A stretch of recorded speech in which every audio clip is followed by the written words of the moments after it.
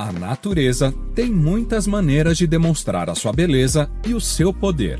Alguns desses exemplos são sutis, enquanto outros são mais drásticos. Assista este vídeo até o final e se surpreenda com essas 10 demonstrações de poder da natureza. 10º lugar. Cratera Chicxulub. A cratera Chicxulub foi formada pelo evento cataclísmico mais famoso de todos os tempos, o meteoro que dizimou os dinossauros e 3/4 de toda a vida na Terra. O meteoro atingiu o planeta há 65 milhões de anos e deixou para trás uma das crateras mais incríveis do mundo. Quando o meteoro atingiu a crosta da Terra, ele criou e destruiu montanhas de mais de 2.500 metros de altura em apenas 3 minutos.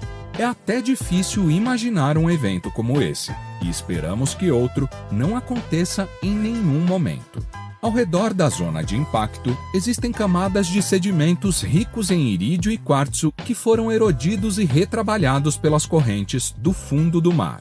Até hoje, este é um exemplo impressionante do poder da natureza que mudou o curso da história na Terra e talvez tenha lançado as bases para que nossos ancestrais surgissem um dia na Terra, servindo também como um importante lembrete de que o alcance da natureza se estende para muito além dos limites do planeta, alcançando também as profundezas do espaço.